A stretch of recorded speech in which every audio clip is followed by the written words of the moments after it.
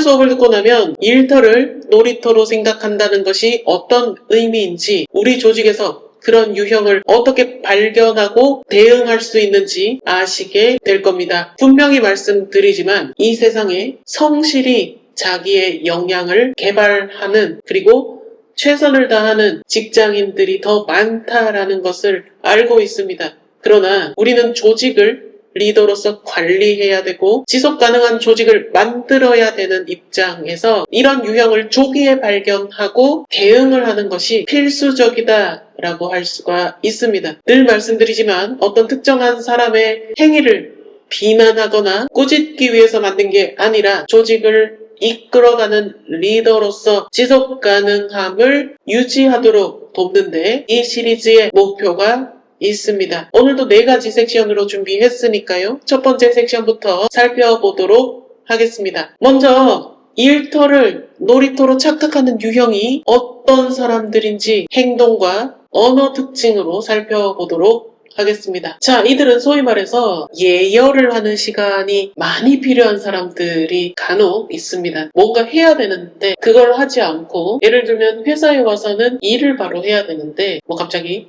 산책을 한다거나 갑자기 밥을 먹으러 가자라고 한다는 등의 이런 초기 조직에서 아직 시스템이 원활하게 작동되지 않는 대표자에 의해서 뭔가 돌아가야 하는 상황에서 이러한 틈을 감정적으로 친하게 되면 이야기하기가 조금 애매해질 수도 있단 말이죠. 그렇기 때문에 그런 상황에서 밥을 먹으러 가자라고 한다든지 산책을 하러 가자 그러면서 이것조차도 일이라고 생각하는 경우가 발생할 수가 있습니다.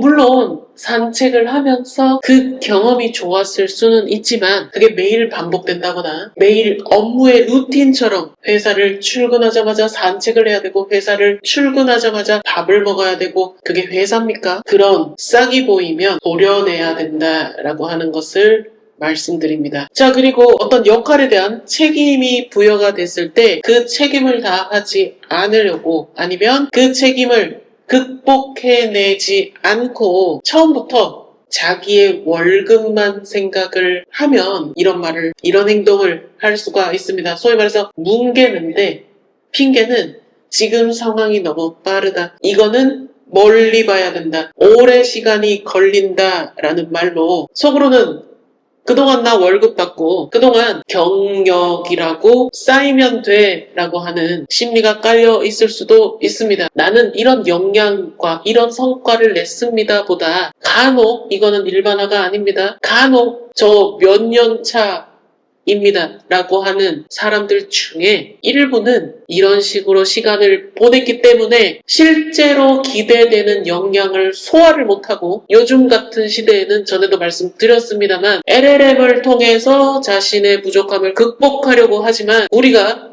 어떻게 대표가 되었고 어떻게 올라왔겠습니까? 머리로 구조화되지 않은 거 한 번씩 보면 다 알잖아요. 그런 식으로 허황된 역할을 수행하는 분들도 정말 간혹가다 있다라고 하는 것을 말씀드리고 싶습니다. 시작하는 조직으로 갈수록 대외 포지션 때문일 수도 있고요. 직급을 조금 더 통상적인 기업들보다 높게 주는 경우가 있습니다. 그러면 역할에 책임을 다해야 된다라고 했지 않습니까? 그런데 그 직급만 대외적으로 소비하려고 하는 또 일부 유형이 나타나기도 합니다. 그럴 때는 리더가 나랑 어차피 관계가 없으니까 라고 생각할 수도 있지만 그 부분은 도려내야 회사에 놀러 오는 사람이 생기지 않는다는 점 다시 한번 강조를 드리고 싶습니다. 자, 그리고 이런 소규모 조직일 때요, 감정적으로 뭔가 기대하고 요구하는 거를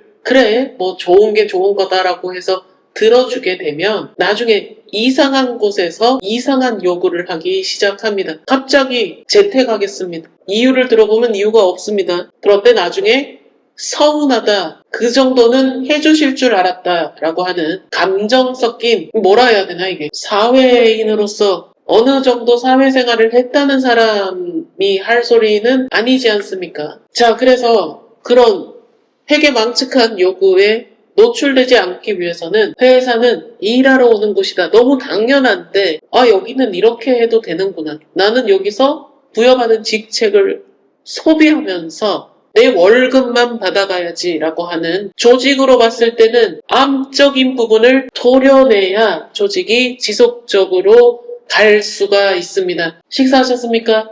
아니요. 식사하실래요? 네 해가지고 이 경험이 너무 좋았던 겁니다. 그러면 다음날 어떻게 생각하겠습니까? 그 날라간 시간 동안 보완을 해야지라고 생각하지 않고 오늘도 밥을 얻어 먹으면 근무 시간이 줄어들겠네. 그래서 다음날에도 식사하셨습니까? 아니요. 밥 먹으러 가실까요? 대표자 입장에서는 내 조직을 위해서 일해주는 사람이기 때문에 그 고마움에 대해서 밥을 사는 걸 수도 있지만요. 그게 너무 과하면 표준이 됩니다.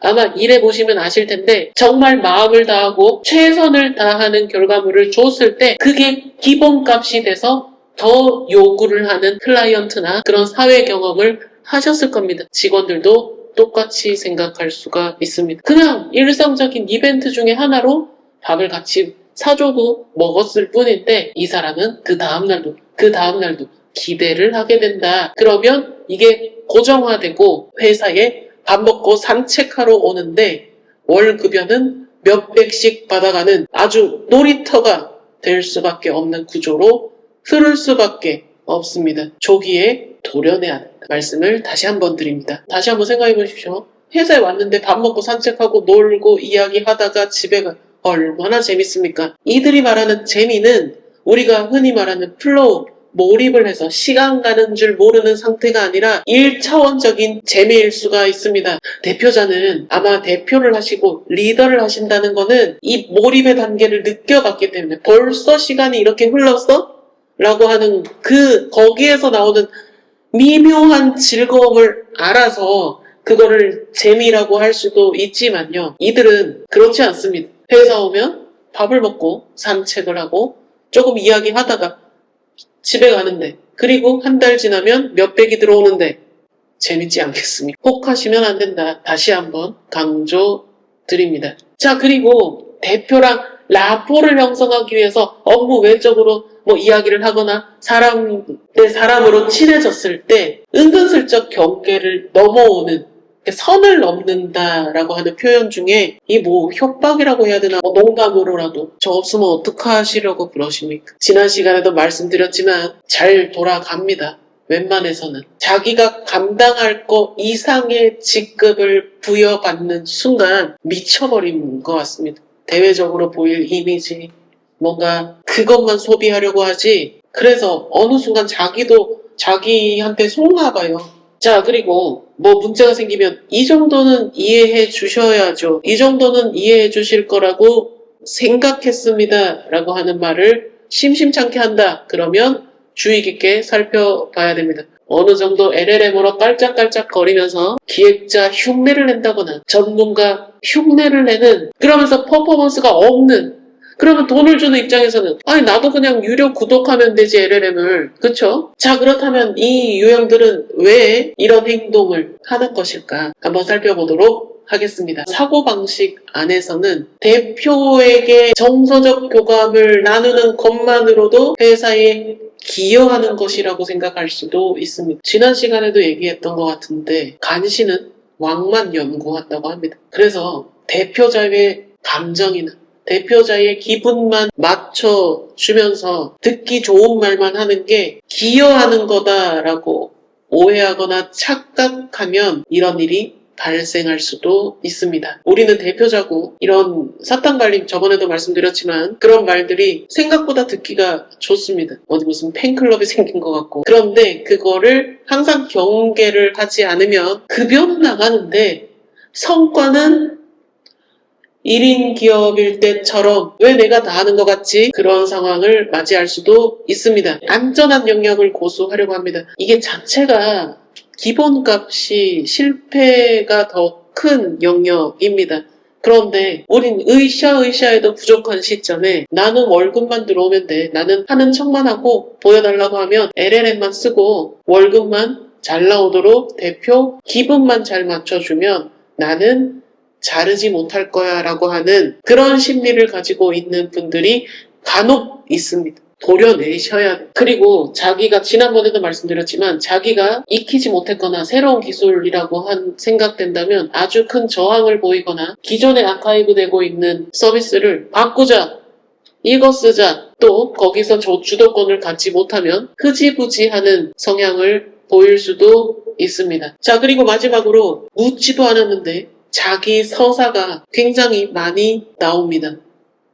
사담일 수도 있고 여러 가지 회생활하면서일 수도 있지만 항상 열심히 했다. 항상 나는 희생자다라고 하는 그런 서사를 가져갈 겁니다.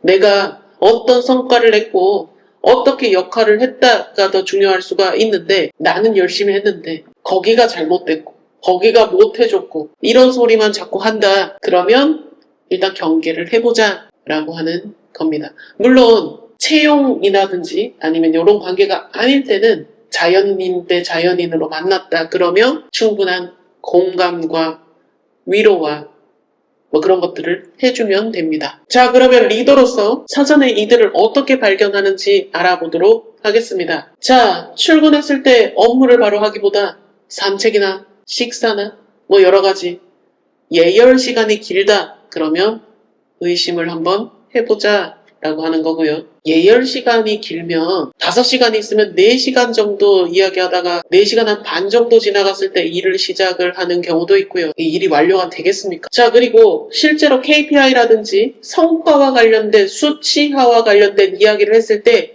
불편한 기색을 보인다. 그러면 그 준비가 안 되어 있는 겁니다. 뭔가 이거는 이렇게 요구를 하고 며칠까지 해달라 그러고 요구를 하게 됐을 때 서운하다, 기강 잡는다, 이런 식으로 받아들이는 사람이 있다. 그러면 의심을 해보자 라고 하는 겁니다. 학교 무슨 담임 선생님 같은 이쁨 받으려고 그런 거 아니잖아요. 성과를 내기 위해서 모인 집단인데 성과를 내자라고 했을 때 서운해한다는 게 말이 됩니까? 기강 잡는다라는 게 말이 됩니까? 그렇게 곡해할 수가 있다.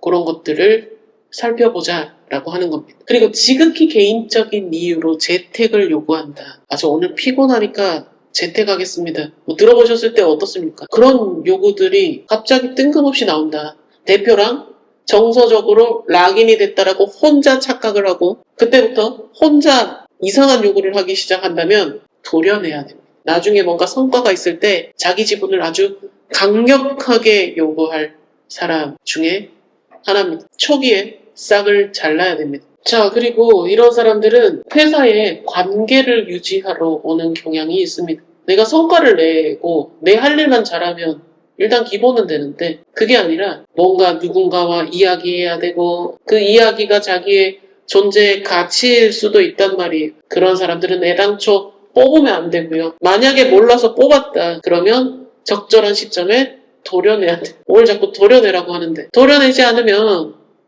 성실히 일하는 사람이 나갈 수도 있고요. 그게 오히려 문화가 돼가지고 소위 말해서 루팡들만 회사에 남게 됩니다. 애당초에 리더와 직원은 가는 길이 다르고요. 평행선을 달리는 역할을 서로가 수행하고 있는 겁니다. 같은 공간에 있어. 그래서 감정적으로 상처받을 필요도 없고요. 역할에 대한 책임을 요구하고 수치화에 대한 검증을 해나가면 되는데 그 중간에 그거를 안 하려고 뭉개거나 감정적으로 판을 뒤집으려고 하는 시도가 있다라고 하면 조금 더 떨어져서 구조적으로 봐보자 라고 하는 거를 강조드리고 싶습니다. 자, 마지막으로 경계선만 말씀드리고 마무리하도록 하겠습니다. 이거 꼭 강조해야 됩니다. 당연하다라고 생각하겠지만 요즘에 이게 당연하지 않을 수도 있는 것 같아요. 성과 없는 공감은 기여가 아니다. 회사는 감정적으로 공감하려고 오는 곳이 아니고 친구 사귀러 오는 곳이 아니고 그렇죠. 그런 것들을 알려줄 필요가 있습니다. 자, 그리고 성과 없이는 무조건적으로 잘했다느니 환대를 하지 않아야 됩니다. 왜냐하면 칭찬을 잘 해주면 여러 가지로 춤추게 한다 이런 말도 있지만 진짜 자기가 잘해서 칭찬을 받는 줄 압니다. 그러면 나중에 머리가 커져서 이상한 요구를 하기 시작하기 때문에 진짜 잘한 거는 잘했다라고 해야 되지만 잘못한 거는 이건 잘못됐다라고 지적할 수 있어야 됩니다. 가끔가다 산책도 할 수 있고 밥도 먹을 수 있고 그렇지 않겠습니까? 티타임도 할 수 있고 단순하게 식사나 산책 등은 개인적인 교류일 수는 있지만 그게 회사에 기여하는 것은 아니다 라는 거를 늘 주지시켜 줄 필요가 있습니다. 당연한 것 같은데 이렇게 생각하지 않는, 왜냐하면 이렇게 생각한다면 회사에 놀러 오지는 않겠죠. 요거는 한 번 더 경계를 해야 한다 라고 하는 말로 마무리하고자 합니다. 자, 그래서 뭐 억울하다라든지 뭐 감정적으로 뭔가 이렇게 우리가 좀 약해질 수 있는 부분들 있잖아요. 그런 부분들을 기가 막히게 잘 습득한 기술이기 때문에 감정적으로 동요될 필요가 없다라고 하는 거고요. 그리고 반드시 성과라든지 수치라든지 이런 것들을 구조화된 언어로 전달을 할 필요가 있다라고 하는 말입니다. 오늘 내용도 괜찮았다면 좋아요를 지켜보시다가 내 구독 리스트에 있어도 괜찮겠다 싶으면 구독 버튼 눌러주시면 다음 영상 제작에 큰 힘이 됩니다. 정해진 길을 가지 않는 대표님들을 늘 존경합니다. 다음 영상에서 인사드리도록 하겠습니다. 고생 많으셨습니다. 감사합니다.